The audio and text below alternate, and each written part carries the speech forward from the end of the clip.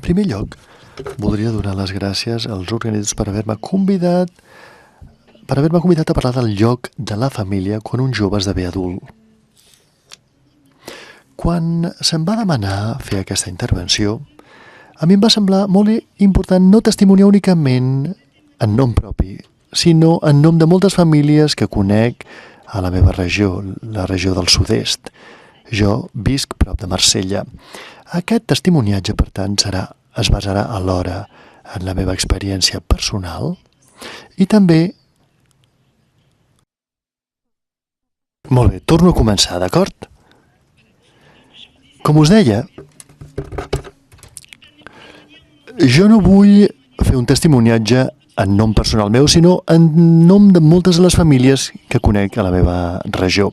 I veureu que la meva experiència està basada en els moments feliços que aquestes famílies fan amb fotografies i que les famílies han volgut permetre'm presentar-vos per donar una nota d'esperança.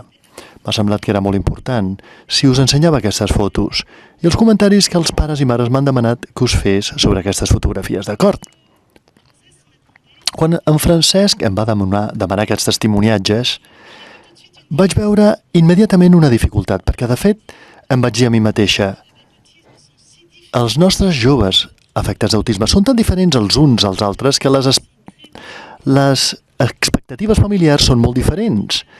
Aquest matí hem parlat dels adults amb deficiències intel·lectuals, hem parlat d'adults amb un elevat nivell de funcionament i, evidentment, les expectatives de les famílies amb aquests dots extrems en el continu de l'espectre físic són molt i molt diferents. I el que m'agradaria dir també és que la gravetat dels trastorns i sobretot els trastorns del comportament fan que moltes famílies se sintessin senzillament esgotades quan l'adult, quan el jove arribava a l'edat adulta. Però la similitud entre totes aquestes expectatives i tots els recorreguts d'aquestes famílies és que totes elles han passat per enormes dificultats i fins i tot per aquelles l'infant del qual ha tingut una evolució positiva, perquè existeix una dificultat per escolaritzar-ho.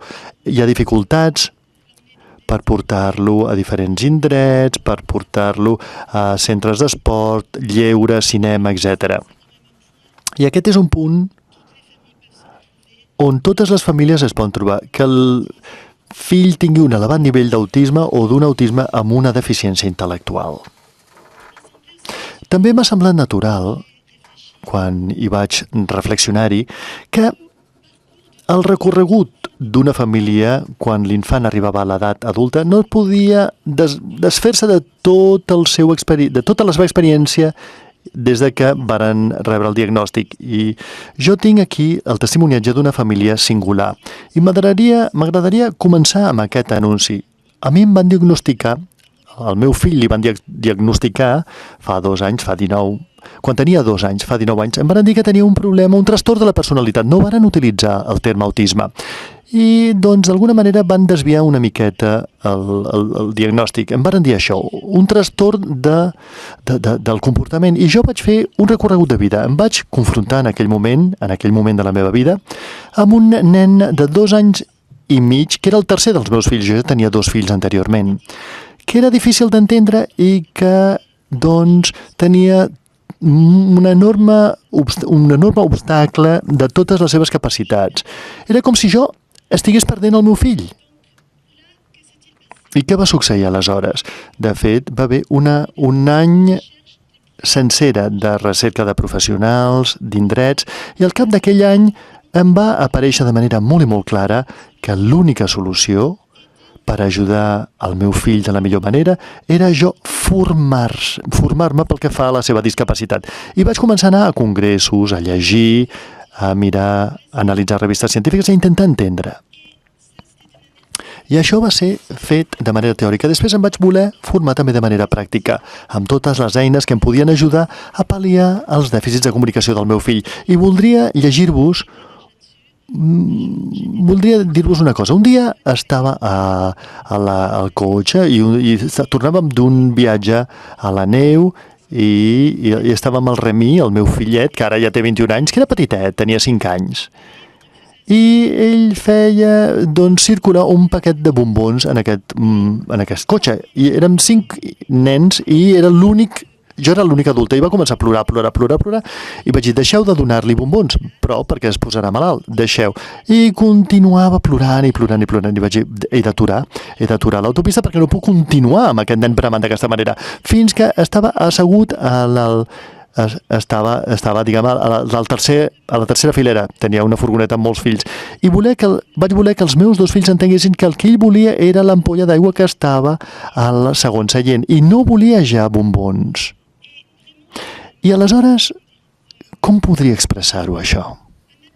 Vaig tenir un impacte en la meva vida com a mare. Vaig dir, l'has deixat bramar durant 20 minuts senzillament perquè el que volia era beure. No volia més bombons, només volia beure. Jo això ho hagués tolerat, en el meu cas, si jo tinc molta set i veig una ampolla d'aigua i no la puc prendre, i vaig adonar-me que li havia de donar una manera de comunicar i una manera de poder almenys dirigir-me, exigències vitals, com per exemple, tinc set, vull un got d'aigua. I això ho dic no per dir que m'he format, sinó només per dir-vos que és la inversió de nombroses famílies que he acompanyat durant tot aquest recorregut des de la petita infantesa del seu fill fins a aquesta edat, quan arriben els nostres fills a l'edat adulta.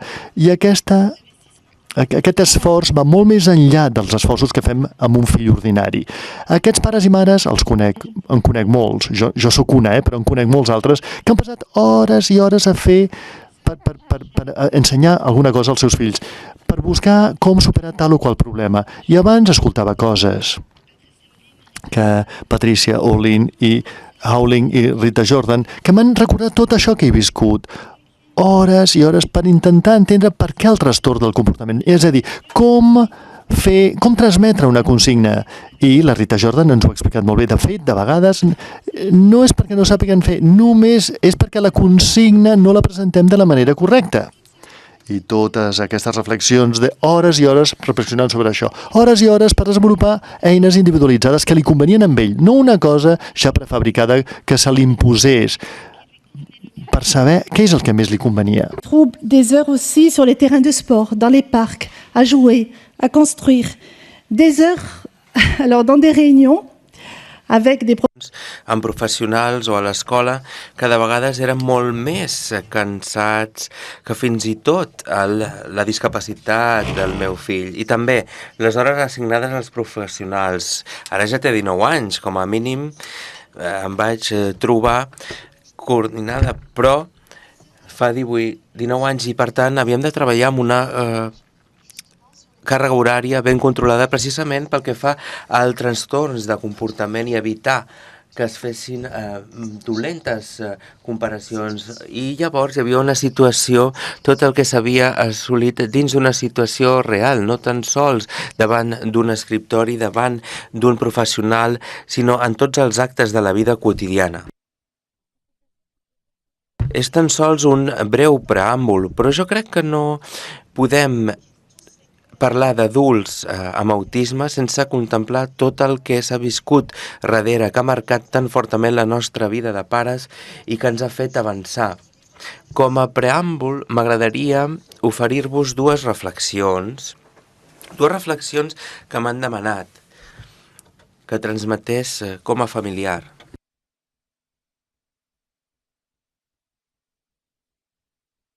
Precisament això que estic ensenyant aquí a pantalla és el que ja us he explicat ràpidament.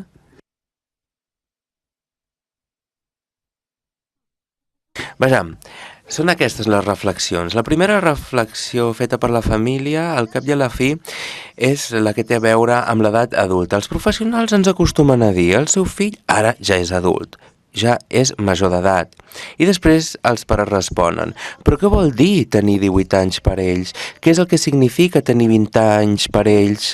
Efectivament, ells ja tenen l'edat administrativa, social i legal, l'edat adulta, però què és el que ha canviat realment a la seva vida? El famós aniversari del que parlava la Rita, no? Quan han complert 20 anys, quan han fet 20 anys, què significa per ells, aquesta dicotomia.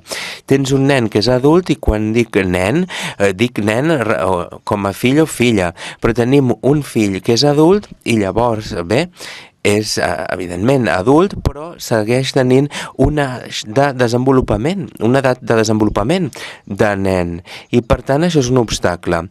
No podem plantejar les coses potser més en termes de capacitat i no tant en termes d'edat. Considero que això és quelcom evident per ser pares conscients, però ens cal saber què és el que sap fer el nostre nen i què és el que podria fer que fos feliç, i ser conscients d'això. La segona reflexió, que potser és tan sols un problema només exclusivament francès, però ho vull transmetre, és el següent. Arribem a l'edat adulta, bé, anava a dir una tona de molts informes, però podríem dir que hem fet molts i molts informes per demostrar que el nostre fill té autisme i s'ha de fer tot plegat per demostrar-ho. Hi ha un pes administratiu, una de paperassa tan gran que és molt difícil de tolerar. Per tant, em vaig preguntar el següent. Finalment, arriba a l'edat adulta i, per tant, quines són les expectatives de les famílies en aquest instant? I ràpidament em va venir una cosa al cap. Finalment, el que ens plantegem és com tot el que es planteja qualsevol pare. Quin és el nivell de funcionament assolit pel seu fill? El que volem és que visqui en un entorn sense patiment i que sigui feliç. Això és el que és cabdal. Per tant, em vaig plantejar el següent. Molt bé, aquí ho il·lustro amb una fotografia. Va ser la meva mare qui em va enviar aquesta fotografia i em va dir: li vaig demanar que m'enviés un moment d'alegria. Ella va fer la fotografia, per tant no apareix la fotografia. I em va dir: mira, veus, aquesta fotografia és un moment d'interacció, de complicitat, és un moment de gràcia pels pares que tenen aquest problema, però per poder assolir aquesta complicitat i aquest moment vell i aquesta interacció entre aquests dos germans que tenen autisme, hi ha una gran tasca per darrere. I no era així al principi, és un moment de felicitat, és un moment, al cap i a la fi, que fa una crida a tota la feina que s'ha fet abans. I llavors hem de saber el com. Com podem nosaltres que tenim fills joves amb autisme podem fer que siguin adults feliços? Jo crec que s'ha de fer mitjançant la valorització de les seves competències, mitjançant una feina en un àmbit normal o protegit. Si no poden tenir una feina, ja sigui en un medi normal o protegit, hauria de, per exemple, si està en una institució, jo crec que s'han de donar valor a les competències de les institucions també. Rita ja ho ha dit, ja tenia 18 feines, jo diria més o menys el mateix, no? S'han de donar diferents responsabilitats que al cap i a la fi els hi siguin acordades i que permetin que es puguin esplaiar molt millor dins d'una institució. I també mitjançant un seguiment durant la feina. Això crec que és vital. Jo crec que totes les persones amb autisme han de treballar i han de comptar amb una persona per adaptar la seva tasca, perquè pugui haver un ordre, perquè pugui tenir un contacte social que sigui adient i intentar evitar els problemes socials, sobretot no tan sols en el moment de la feina, sinó en el moment de la pausa, no? És en el moment de transició, com passa a l'hora del pati amb els nens. Les hores més complicades a l'escola són les hores del pati, no quan s'està a la classe. I per tant aquest és un element molt important i nosaltres és el que esperem també, les famílies. I després com ser feliç a l'hora del lleure, de l'esport, mitjançant l'art i la cultura. Us mostraré a continuació algunes fotografies que alguns familiars m'han ofert perquè us ensenyi. La Rita precisament ho acaba de dir. Ha parlat de l'escalada, no?, que feia aquell alumne amb el seu professor. Mostraré imatges. I com, sobretot, trobar el seu lloc vital adaptat. Els que realment importa als nostres joves i perquè puguin estar amb la capacitat de prendre les regnes de la seva vida és una adaptació al seu entorn. Moltes vegades ho perdem de vista. El lloc on viuen, quan pensem en un noi en una institució, una persona que sempre s'ha de confrontar els sorolls d'aquelles persones que criden al costat seu, si no hi ha possibilitats de poder-se recollir, de tranquil·litzar-se, si no hi ha la possibilitat de poder concentrar-se en ells mateixos i de tenir pau, nosaltres tampoc ho podríem suportar com a persones normals i per tant jo considero que això és vital. Sí, pel que fa a les activitats esportives, en parlaré després perquè m'agradaria donar-vos un exemple. Tinc el testimoniatge d'una família, la filla tenia 22 anys, va entrar a una institució, cada vegada li donaven més fàrmacs, el tractament més pesat, i un dia em va trucar la seva mare perquè vaig començar amb una activitat esportiva a la meva regió i em va trucar la mare dient-me: escolta, Cristian no vol fer esport, i sí, bé, ho podem intentar, podríem cridar a un educador, si està en bona relació amb la institució on està la Cristian, ho podríem fer. M'hagués agradat ensenyar-vos unes pel·lícules que no tinc, i podríeu veure com es va esplaiar aquella noia, que bé s'ho va passar quan feia esport a l'aire lliure. Són dues persones completament diferents, la que estava a la institució i la que estava a l'aire lliure. Jo penso que hi ha solucions que s'han de trobar perquè les persones puguin desenvolupar-se molt millor i no tan sols estar recloses en un entorn institucionalitzat. Sí, després vaig pensar sobretot la responsabilització dels problemes somàtics, els problemes de tancament, els problemes també oftalmològics, problemes auditius, els problemes també que poden patir els genitals, també les regles amb grans dolors. Recentment he rebut un exemple d'una família. La jove estava en una institució, un canvi radical de comportament, es donava cops a les parets, tenia reaccions molt violentes, colpejava els educadors, i llavors vam començar amb un tractament amb ella fins que finalment es van adonar que el que tenia era una càries tan profunda que li feia tant de mal, la pobra. I llavors vam començar un tractament en lloc de tenir en compte que en el fons el que li feia mal eren les dents. Llavors, és una dimensió que hem de contemplar, i també la preocupació de les famílies és la de trobar una xarxa d'atenció allí on existeixi, on hi hagi professionals que tinguin les ganes d'acollir els nostres joves i que tinguin una consciència molt més ampla. La primera reunió seria, per exemple, per demostrar la sala on es faran les proves, on es faran, per exemple, la radiografia, si hem de tenir una radiografia panoràmica, mostrar-ho tot, tenir una cita amb el professional mèdic i que els hi mostrin els aparells de tractaments. I també, per exemple, se'ls ha de demostrar els líquids que els hi subministraran de nitrogen dins de les dents o el que sigui. No estirar ràpidament a la persona i posar-li la injecció i l'anestèsia. No, són coses que s'han de tenir dins de la nostra mà. Sobretot professionals que emprin eines visuals perquè la persona comprengui realment, perquè puguin ajudar a comprendre a l'autista què és el que li passarà.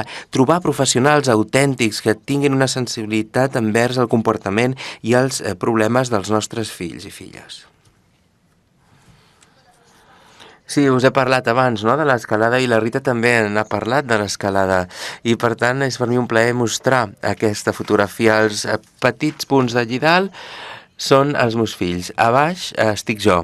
Llavors aquesta fotografia el que ens mostra, bé, és quelcom que m'agrada molt, perquè, bé, quan va baixar de la muntanya tenia un somriure meravellós, li encanta escalar. Mitjançant aquesta activitat hem pogut treballar l'atenció conjunta de la qual la Rita ha parlat. Hem treballat moltíssims aspectes cognitius perquè ara pot pujar sol, pot ser el primer, pot posar els mosquets i els grampons, pot treballar la dreta, l'esquerra, totes les diferents nocions dels seus estats i sobretot els estats emocionals de què la Rita ha parlat. I finalment, doncs podeu veure aquesta corda tan gran, els dos estan allí. És molt alta, aquesta roca, ha progressat moltíssim en l'escalada. També haig d'afegir que no he pogut pujar més que l'arbre aquest que veieu aquí, aquest pi. En canvi, ells han anat molt més amunt. O aquesta fotografia també, no? Estic aquí a dalt d'una estació d'esquí quan em van dir que al meu fill no li agradaria res i ara ja baixa les vermelles. És una activitat que fem en família, que compartim amb els seus germans i amb mi. No hem de tirar mai la tovallola, sempre ens hem d'aferrar a les coses perquè puguin avançar i siguin cada cop més feliços.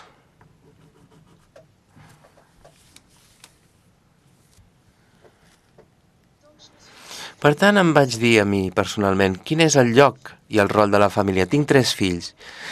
Jo haig de ser mare del meu fill adult amb autisme i també sóc mare pels altres fills. Els meus fills són més grans, són adults, però quan tenen un problema sempre em truquen i sempre segueixo donant el meu suport.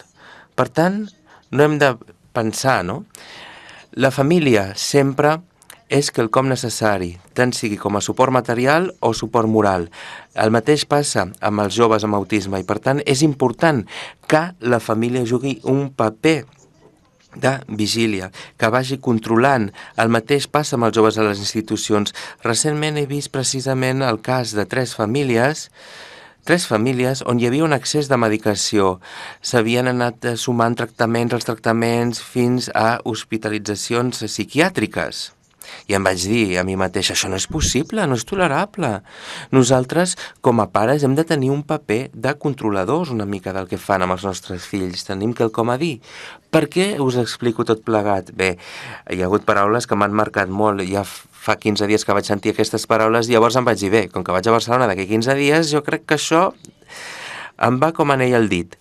Llavors vaig sentir a la meva regió, vaig sentir en un col·loqui de la meva regió, precisament en un col·loqui similar a aquest, que parlava del lloc de les famílies en l'edat adulta dels autistes. Un professional a la sala va dir, per què es parlen de les famílies en l'edat adulta? Jo crec que les famílies han de fer la seva pròpia vida, fer el que els hi plau. I llavors això m'ha calmat una mica, llavors vaig dir, és a dir, tots aquests anys d'inversió dels quals estava parlant, de donar doncs l'espai només a les coses i a les institucions, no crec que sigui adient. Són preguntes que jo em faig i crec que hauríem de trobar resposta. El mateix finalment passa quan un jove arriba a una institució. Tinc testimoniatges molt dolorosos d'una família doncs, que volien fer una festa a la família el dissabte, el diumenge, el dilluns, i van haver d'endur-se el nen el diumenge per uns límits financers. Sabem que hi ha problemes amb els diners de les famílies, però nosaltres acceptaríem que se'ns tractés així, no estar el segon dia de l'aniversari. Si volem anar a una festa de família que dura 3 dies, per què hem de tornar un dia abans?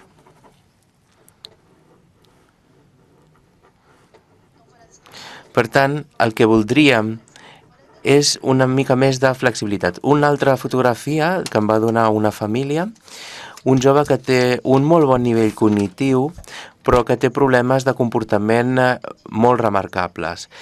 I quan escala, té una concentració i un dinamisme i una alegria enorme, i aquí està escalant amb el seu pare. I jo pensava que era important mostrar-vos aquesta imatge. Són moments de felicitat, de plenitud, que nosaltres podem veure amb els nostres fills, i fins i tot aquesta imatge d'aquí una altra família que estan fent una caminada sobre un glaciar. Llavors em vaig dir a mi mateixa, veiem a molts dels nostres joves que fan aquesta mena de passejades sobre els glaciars? No n'hi ha tants, en canvi ho poden fer. Em queda una mica de temps, sí? Em queda una mica de temps? Doncs bé, el que m'han ofert les famílies són les següents idees, no? Alguns pares doncs estan o massa cansats o són massa grans per poder sortir amb el seu fill al cap de setmana.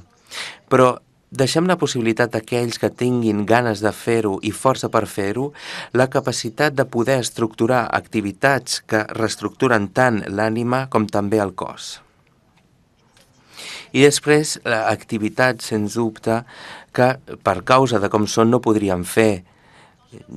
Quan vaig a esquiar amb el meu fill, normalment li demano a la monitora, has vist a molts joves o gent que facin esquiar els seus fills amb autisme? I em diu que no n'hi ha gaire centres que portin els nanos a esquiar.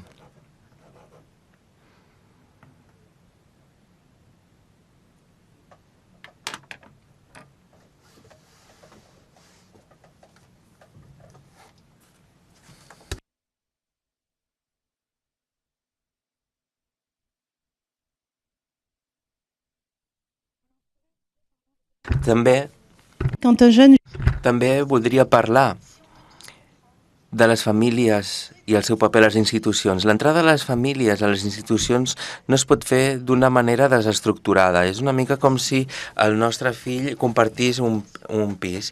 Jo tinc un fill que comparteix un pis a París i no entro a casa seva, no? Quan jo vull, no. Hi ha persones que hi viuen allí, per tant no és possible fer-ho. En canvi, la família ha de ser un soci, ha de ser una persona, ha de ser un recurs per a la institució. Això ho he sentit 2 vegades aquest matí, fins i tot 3 vegades. Crec que la senyora Marca ho ha dit i també la senyora Jordan i també la Catherine Barthélemy ho ha dit avui al matí. La família realment és una persona que té recursos. Per tant, quina és la nostra reflexió? Què és el que acostumem a sentir dels pares amb joves adults? Quan una persona va a una institució, a un lloc de treball i els pares visiten i llavors veuen quina és la situació, llavors no comencen les activitats, han de començar a reconèixer les coses. En canvi, aquest nen té 21 anys, ha tingut moltíssimes persones que l'han anat guiant, que coneixen la seva manera que té de funcionar i llavors se'ls hi prohibeix com a família que entrin als centres. I llavors no hi ha aquest vincle i per tant s'espera un mes, s'esperen 3 mesos, 4 mesos, perquè les persones acabin coneixent el nostre fill abans de que passin a estar en una situació de qualsevol altra activitat o d'una feina. En canvi, nosaltres els hi podríem donar suport. Llavors, el que ens agradaria és que hi hagués una transició entre centres que estiguessin ben pensades i alhora ben estructurades. Un altre aspecte que considero que també és important i val la pena compartir amb vosaltres, a França tenim indicacions fetes pels centres de discapacitats que acaben fixant molt el recorregut de la vida dels nostres joves. Hi ha una manca de coherència entre la feina i l'habitatge. Deixeu-me que ho expliqui una mica. De fet, els textos imposen l'allotjament a una persona que pot treballar però que necessita una mica de protecció, han d'estar el que anomenem una llar d'acollida. La majoria dels nostres nanos amb autisme no tenen, com ho deia Rita, no tenen la necessitat d'anar a aquests albergs i per tant el que hem de fer és tenir un alberg de vida. Allí hi ha més personal però allà no poden tenir cap accés a la feina ni poden tenir una feina protegida ni tan sols una feina normal. I per tant, sabem que el treball els pot fer feliços. I aquí estic completament d'acord amb el que hem dit abans. Estic donant el meu exemple personal. El meu fill, quan està en un alberg, quan han de fer collars o ha de pintar, s'avorreix moltíssim i llavors desenvolupa comportaments que no són adients. En canvi, si va treballar a l'exterior i està sentint-se útil, no sé, per exemple, està mantenint alguna cosa, actualment està treballant rentant roba en una casa de gent gran, se sent molt feliç, però les coses li van molt bé. També tenim bloquejos.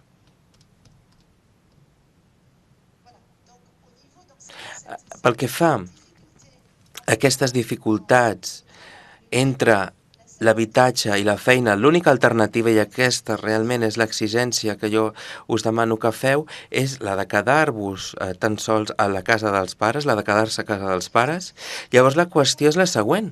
Com podem fer que aquesta rigidesa de funcionament establerta sigui més flexible, per solucions més flexibles pels nostres joves? Per exemple, hi ha molts pares que treballen masses hores al dia i llavors estaria bé que hi hagués un seguiment millor amb els pares o també se'ls dona unes feines de masses hores.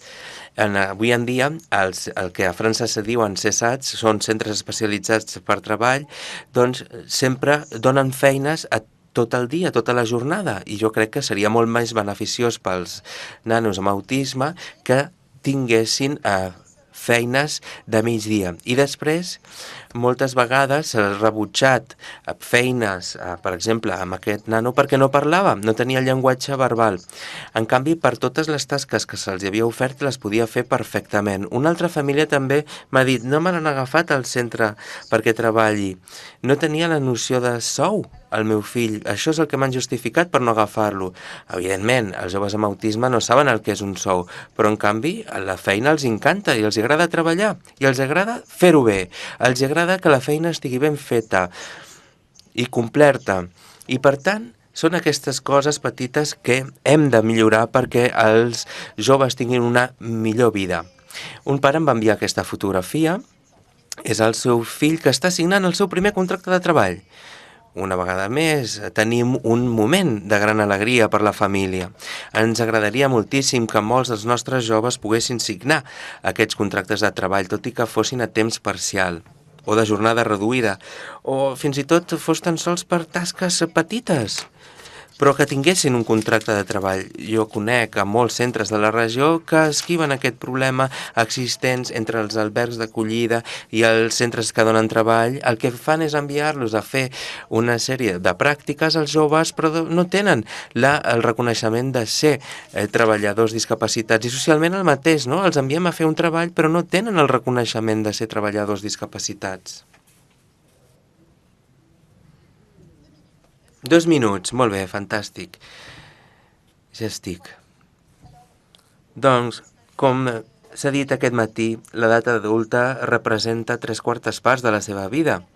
Com permetre que aquests joves puguin tenir un habitatge que els sigui digne quan formen part, entre cometes, d'una població que encara no s'ho mereixen ni tampoc poden estar en un centre medicalitzat amb altres persones? Al cap i a la fi, bé, el que cal és que visquin de vida autònoma, n'hi ha molt pocs, o si no es queden vivint amb la família. Els pares van envellint i llavors els pares cauen en una problemàtica molt més gran.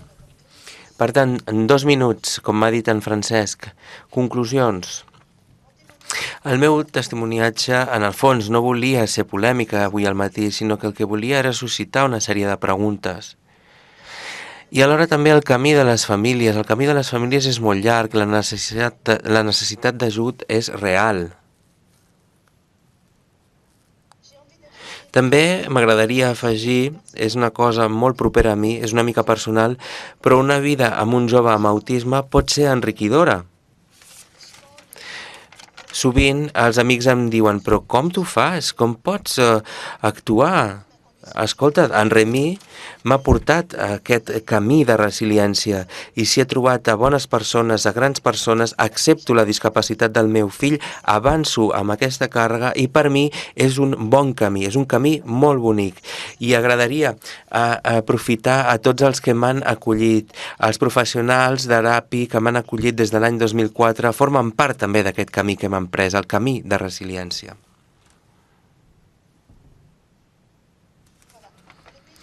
Doncs bé, el paisatge de l'autisme ha canviat, hi ha grans canvis que s'estan executant pels nens. A França ja existia des de fa temps, però ara ja és oficial. S'ha creat, doncs, classes maternals per ells amb diferents disciplines i assignatures a la classe. Hi ha moltes coses que s'estan fent també. La mirada envers la família també ha evolucionat. Els joves pares que arriben ara, doncs, tenen les coses més fàcils, tenen cada vegada més informació en comparació a nosaltres fa 2 dècades, però hi ha massa pares que es troben desprovistos d'eines, estan inquiets perquè el seu fill arriba a aquesta edat adulta i moltes vegades han d'acceptar les solucions automàtiques, les solucions que se'ls ofereixen són, com ho diria, són massa limitants de moment i no estan encara gairebé avançades ni estructurades. Llavors, de vegades s'ha d'acceptar, perquè si no s'accepta segons quina plaça que queda lliure, no ens queda res més. Llavors això és molt limitant per les famílies. Acabo amb aquesta idea. En breu tindrem les recomanacions de l'alta autoritat sanitària de França, de l'ANES, que és l'Agència Nacional d'Avaluació de la Qualitat dels Centres i dels Serveis Mèdics Socials.